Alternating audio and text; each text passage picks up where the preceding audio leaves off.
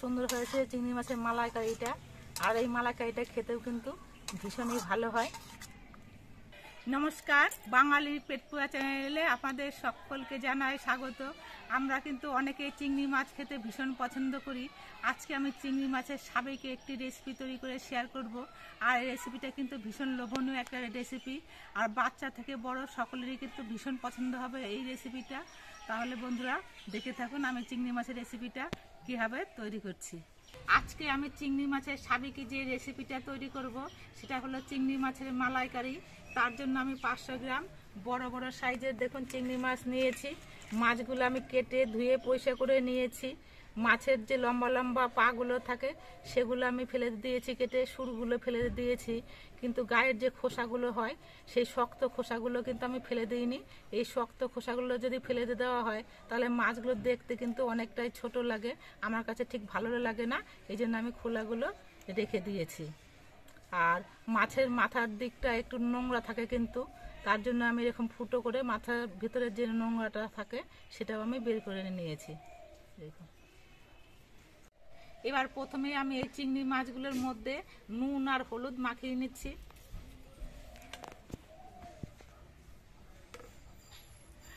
চিংড়ি মাছের মালাইকারি তৈরি করার জন্য আমি বেশ কিছু উপকরণ রেডি করে নিয়েছি। আমি 500 গ্রাম চিংড়ি মাছ রান্না করার জন্য আমি একটা বড় সাইজের পেঁয়াজ পেস্ট করে নিয়েছি, কিছু কাঁচা আর পাকা লঙ্কা পেস্ট করে নিয়েছি, অল্প একটু আদা পেস্ট করে নিয়েছি, আর একটা টমেটো পেস্ট করে নিয়েছি। আর চিংড়ি মাছের মালাইকারি তৈরি করার জন্য মেন যেটা লাগবে সেটা হলো নারকেলের দুধ। তার জন্য একটা নারকেল আমি কুড়িয়ে মিক্সিতে এরকম মিহি করে পেস্ট করে নিয়েছি। এবার এই নারকেলটার মধ্যে আমি 500 গ্রামের মতো জল দিচ্ছি।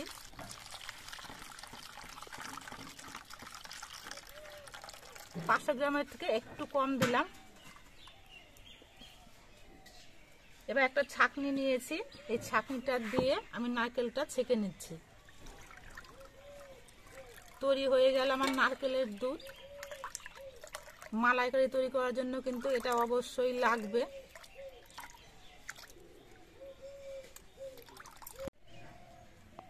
এবার আমি চিংড়ি মাছের মালাইকারিটা রান্না করব। তার জন্য উনুনটা ধরিয়ে একটা কড়াই বসিয়ে দিয়েছি। কড়াইটা বেশ ভালো মতো গরম হয়ে গেছে। প্রথমে আমি মাছটা ভেজে নেব, তার জন্য কড়াইতে সর্ষের তেল দিয়ে দিচ্ছি। কড়াইয়ের সর্ষের তেলটা বেশ ভালো মতো গরম হয়ে গেছে। এবার চিংড়ি মাছগুলো আমি ভেজে নিচ্ছি। আমি সবগুলো চিংড়ি মাছ একবারে দেবো না, 500 গ্রাম চিংড়ি মাছ আমি দুবারে দিয়ে ভেজে নিচ্ছি।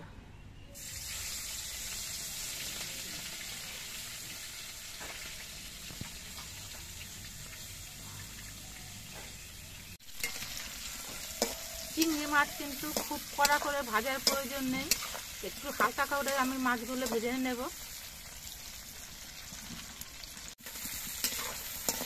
চিংড়ি মাছগুলো আমি 1.5 থেকে 2 মিনিটের মতো ভেজে নিয়েছি। এর থেকে বেশি কিন্তু ভাজা যাবে না, তাহলে মাছগুলো কিন্তু শক্ত হয়ে যাবে। এবার এই মাছগুলো আমি নামিয়ে নিচ্ছি।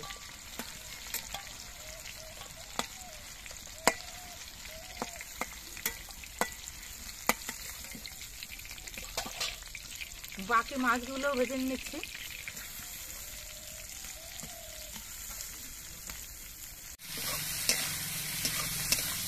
আমার সবগুলো মাছ ভেজে নেওয়া হয়ে গেছে, নামিয়ে নিচ্ছি।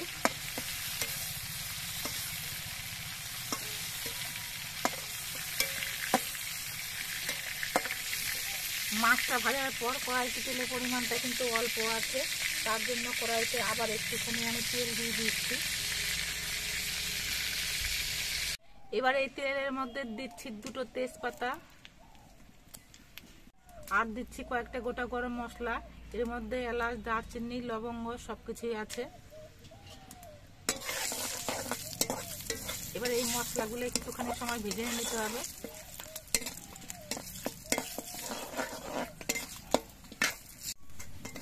তেজপাতা, গরম মশলা এগুলো কিন্তু বেশ ভালো মতো ভাজা হয়ে গেছে।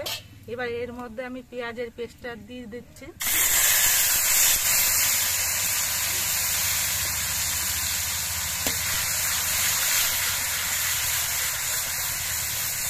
এই সময় জালটা কিন্তু আস্তে দিতে হবে। পেঁয়াজের পেস্টটা দিয়ে আমি মিনিট 2-1 মতো ভেজে নিয়েছি। এবার এর মধ্যে দিয়ে দিচ্ছি আদা বাটা। আদাটা আমি একটুখানি সময় নেড়ে চেড়ে ভেজে নেব, যাতে আদার কাঁচা গন্ধটা চলে যায়। আদাটা দিয়ে আমি মিনিট খানিক নেড়ে চেড়ে ভেজে নিয়েছি। এবার এর মধ্যে দিয়ে দিচ্ছি কাঁচা লঙ্কা বাটা,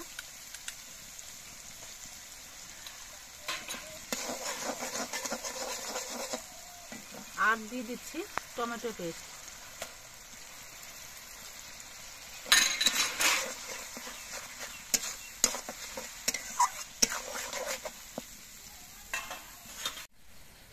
এবার এর মধ্যে দিয়ে দিচ্ছি ছোট চামচের 1 চামচ হলুদের গুঁড়ো, 1/2 চামচ জিরের গুঁড়ো, আর সুন্দর একটা কালার হওয়ার জন্য একটুখানি কাশ্মীরি লঙ্কার গুঁড়ো।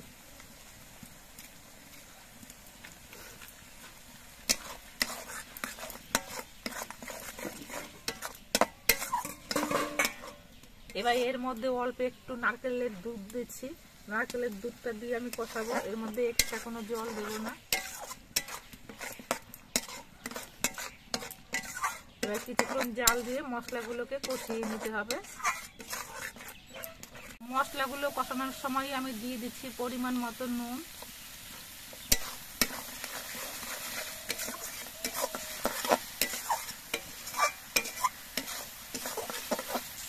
নুনটা দিয়ে নেড়ে চেড়ে মশলার সঙ্গে মিশিয়ে দিয়ে এবার এর মধ্যে দিয়ে দিচ্ছি অল্প করে একটু চিনি। চিনিটা দিয়েও নেড়ে চেড়ে মিশিয়ে নিতে হবে ভালো মতো।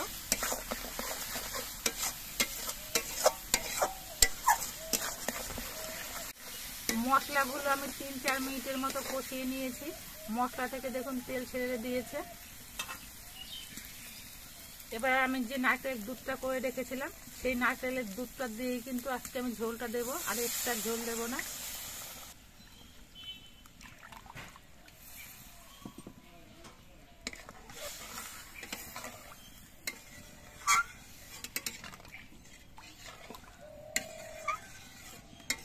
এবার কিছুক্ষণ জাল দিয়ে নারকেলের দুধটাকে ফুটিয়ে নিতে হবে।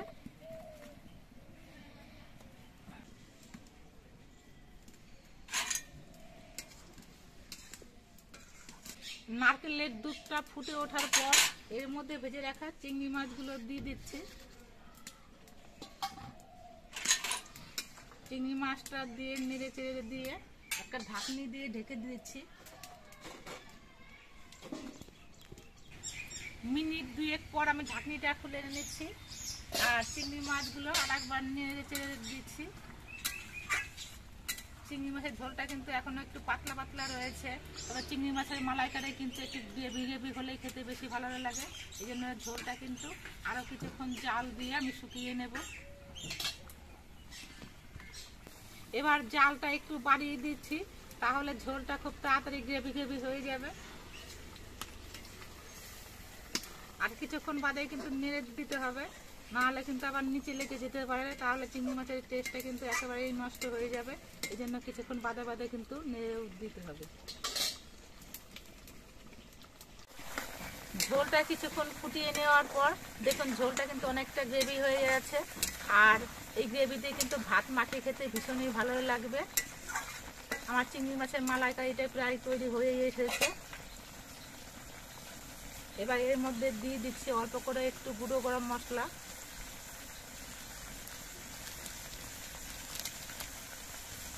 গরম মশলা গুঁড়ো দিয়ে নেড়ে চেড়ে মিশিয়ে নিচ্ছি। চিংড়ি মাছের মালাইকারিটা আমার সম্পূর্ণভাবে তৈরি হয়ে গেছে। এবার এটা আমি নামিয়ে নিচ্ছি। নামিয়ে একটুখানি সময়ের জন্য আমি ঢেকে রাখছি। 2-3 মিনিট পর আবার আমি ঢাকনিটা খুলে নিচ্ছি। দেখুন দেখতেও কত সুন্দর হয়েছে চিংড়ি মাছের মালাইকারিটা, আর এই মালাইকারিটা খেতেও কিন্তু ভীষণই ভালো হয়। এবার এটা আমি একটা কাচের পাত্রের মধ্যে বেড়ে নিচ্ছি পরিবেশন করার জন্য।